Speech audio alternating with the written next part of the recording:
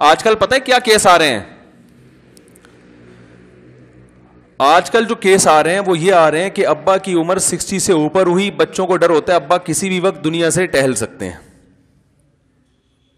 پتلی گلی سے نکل سکتے ہیں, مرنے کے بعد مسائل نہ کھڑے ہوں, مجھے دے دیں یہ ابھی, میرا حصہ چاہیے, مجھے کیا چاہیے, مجھے میرا حصہ چاہیے. ابا سے کہتے ہیں مجھے میرا حصہ چاہیے, ابا نے مجھے اب تک میرا حصہ نہیں دیا, حالانکہ اتنے سال کے ہو گئے, شوگر بھی ہے, بلڈ پریشر بھی ہے, کسی بھی وقت جا سکتے ہیں, تو مجھے میرا, بولو نا بھائی, حصہ چاہیے. ایک کیس آیا میرے پاس اسی طرح, ایک بوڑھا باپ اپنے بیٹے کو لے کر آیا کہ یہ زندگی میں اپنا حصہ مانگ رہا ہے اور کہہ رہے زندگی میں ڈیوائڈ کر دیں, ہم سب کو ہمارے حصے دے دیں. تو میں لوگوں کو مشورے تو یہ دیتا ہوں, جب آپ بوڑھے ہو گئے تو زندگی میں ڈیوائڈ کر دو تاکہ بعد میں پھڈے نہ ہو. مشورے کی حد تک تو یہ ٹھیک ہے, لیکن اولاد کو یہ باور کراتا ہوں کہ یہ باپ کا احسان ہوگا. وجہ اس کی یہ کہ یہ جو آپ کہہ رہے ہو نا میرا حصہ, تو آپ کا حصہ بنتا نہیں ہے.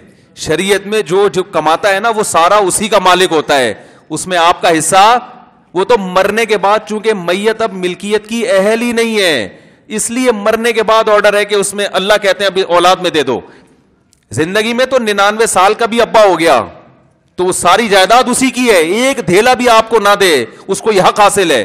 شریعت نے اس کو اخلاقی طور پہ ترغیب ضرور دی ہے کہ اپنی اولاد کو لاوارث نہ چھوڑو. حدیث میں آتا ہے کہ جو ہے نا تم اپنی اولاد کو لوگوں کے سامنے بھیک مانگے گی, یہ اس سے بہتر ہے کہ ان کو وراثت چھوڑ کے جاؤ. ان کے لیے ترغیبات ہیں, رائٹ نہیں ہے اولاد کا.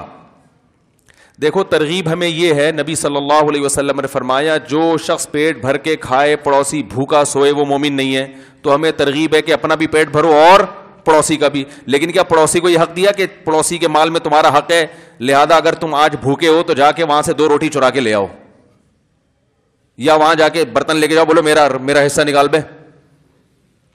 کیونکہ حدیث میں آتا ہے وہ مومن نہیں ہے جو خود پیٹ بھر کے کہے پڑوسی بھوکا سوئے تو میں نے تو ناشتہ کیا نہیں ہے, 2 پراٹھے پہنچا دے, میرا حق, میرا حصہ ہے. بولے گا نکل یہاں سے. احسان کا حکم دیا ہے, یہ احسان ہے.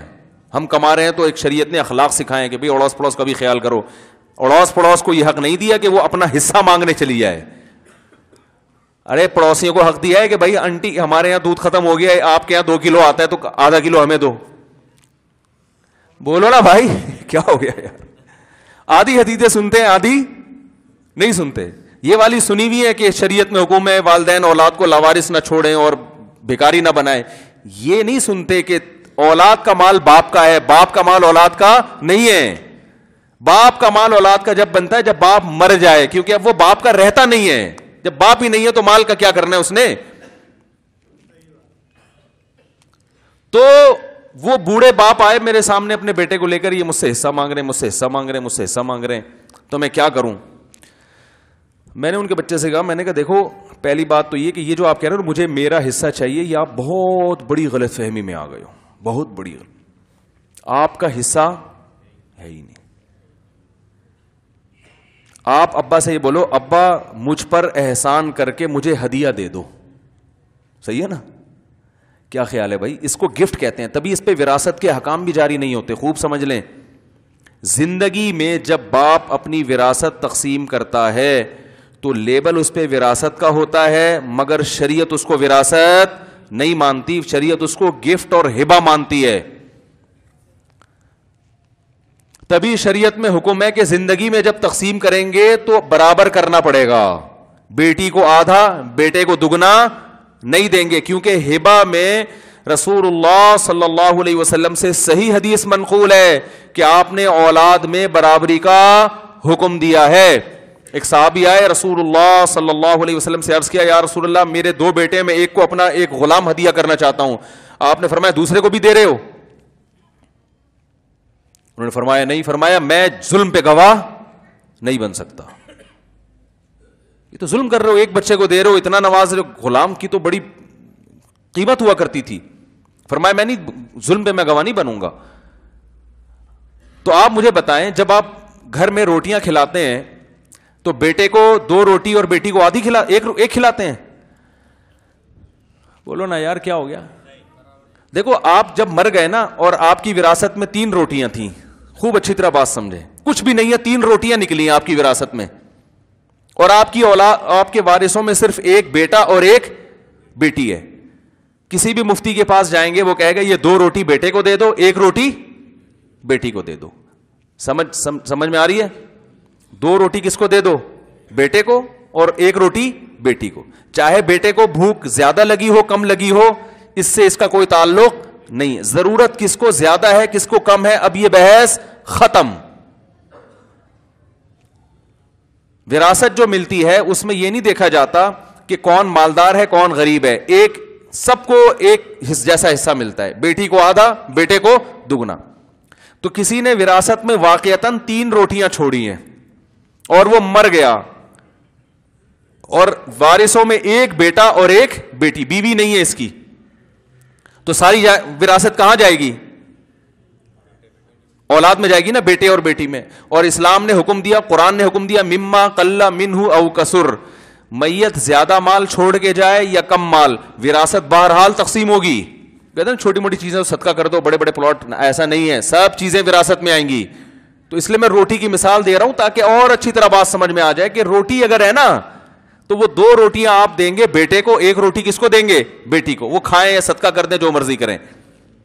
لیکن زندگی میں باپ کو یہ حق حاصل ہے کہ جب وہ رزق تقسیم کر رہا ہو تو بیٹے کو 2 روٹیاں دے اور بیٹی کو 1 روٹی. یہ حق حاصل ہے؟ نہیں آ رہی بات. اس کو ہبہ کرے گا تو برابری. برابری کا مطلب دونوں کو 1.5 دے گا. اور اگر بالفرض بیٹی کو بھوک زیادہ لگتی ہے, ڈاکٹر نے اس کو 2 کھانے کا مشورہ دیا ہے, اور بیٹے کے بارے میں ڈاکٹر نے کہا اس کمبخت میں چربی اتنی چڑھ چکی ہے کہ اس کو تو 1 روٹی بھی صحت کے لیے نقصان دہ ہے, تو پھر بیٹی کو 2 دے گا اور بیٹے کو 1 دے گا. ضرورت کی بیس پہ کمی بیشی کر سکتا ہے, کیونکہ یہ ظلم نہیں ہے نا, ضرورت کی بیس پہ. پھر بیٹی یہ نہیں کہے گی مجھے بیٹی ہونے کی وجہ سے کم دیا یا زیادہ دیا. وہ کہیں گے بھائی ہم نے تمہیں اس لیے زیادہ دیا کہ تمہیں ضرورت ہے, اس کو ضرورت نہیں ہے. بیٹے کو اس لیے زیادہ دیا کہ اس کو ضرورت ہے, تمہیں ضرورت نہیں ہے. تو زندگی میں جب ہوگا تو گفٹ ہے, وہ وراثت نہیں ہے. اور گفٹ میں شریعت کہتی ہے اولاد میں اصل حکم کیا ہے؟ برابری. اگر کمی بیشی کرنی ہے تو وہ بیٹا اور بیٹی کی بیس پہ نہیں ہوگی, یہ ظلم ہے, بلکہ وہ ضرورت کی بیس پہ ہو سکتی ہے کمی بیشی. جب آپ کسی کو گفٹ دیتے ہیں تو آپ کسی غریب دوست کی شادی ہو رہی ہو تو بعض دفعہ مہنگا گفٹ دے دیتے ہیں. مالدار دوست کی شادی ہو رہی ہے, وہ مہنگا دیتے ہوئے بھی شرم آ رہی ہوتی ہے, یار اس کے لیے تو یہ اس کی کوئی اوقات ہے نہیں. تو اسی طرح جب اولاد کو باپ زندگی میں دے گا وراثت کا لیبل لگا کے, تو وہ وراثت نہیں ہوگی, وہ گفٹ ہوگا. اور اس میں اس بیس پہ کمی بیشی کی جائے گی کہ ضرورت اگر کسی کو زیادہ ہے, ایک کو کھانے کو مل نہیں رہا, دوسرا ماشاءاللہ ٹھیک ٹھاک کما رہا ہے, تو باپ نے کہا چلو اس کو میں تھوڑا زیادہ دے دوں اس بیس پہ. لیکن وہ بھی باپ پر واجب نہیں ہے, احسان ہوگا ابا کا.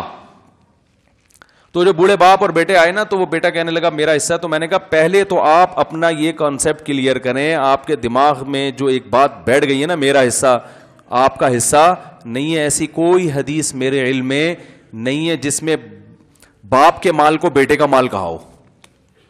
میں نے کہا اس کے اپوزٹ حدیث ملتی ہے ہمیں, انتا ومالوکا لیابیک, تو بھی تیرا مال بھی باپ کا ہے. تو میں نے کہا اگر ابا آتے اور مجھ سے کہتے یہ میرا بیٹا ہے, اس سے کہیں کہ میرا حصہ مجھے دے, سارا دوستوں میں بیوی بچوں میں اڑا دیتا ہے, مجھے کچھ نہیں دیتا, تو یہ معقول مطالبہ ہوتا. ہائے ہائے ہائے ہائے ہائے.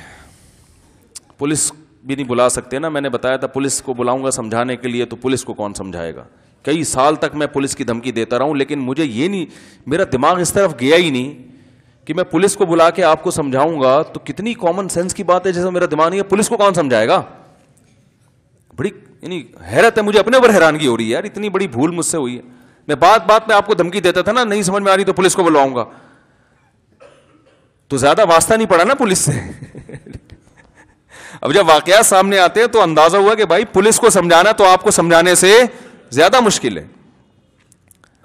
تو دیکھو غیرت والی زندگی گزارو گے نا, انشاءاللہ اس میں فائدہ ہوگا. ماں باپ کی دعائیں لے لو. ہاں ابا واقعی اگر ظلم کر رہے ہیں, آپ کے منہ سے نوالا چھین رہے ہیں, بعض ابا ہوتے ہیں لیکن شارٹ ہیں مارکیٹ میں, باپ کو تو اللہ نے خیر خواہ بنائے, لیکن بعض ایسے ہوتے ہیں کہ پوری تنخواہ اولاد سے چھین لی, صحیح ہے نا, پھر اس سے گھر کے خرچے بھی پورے نہیں کر رہے, بچے کو بھی ترسا ترسا کے دے رہے ہیں اور سگریٹیں پھونک رہے ہیں, فلمیں دیکھ رہے ہیں سینما گھروں میں جا کے. ایسے ابا اگر واقعی ہیں تو پھر ہم اس میں یہ نہیں مشورہ دیتے کہ یہ ساری تنخواہ لا کے پکڑا دو. ظاہر ہے بیٹے کا بھی حق ہے, وہ اس نے آگے زندگی گزارنی ہے, اس نے آگے اس کی بھی اولاد ہوگی, تو وہ ایک الگ حساب ہے, لیکن جنرلی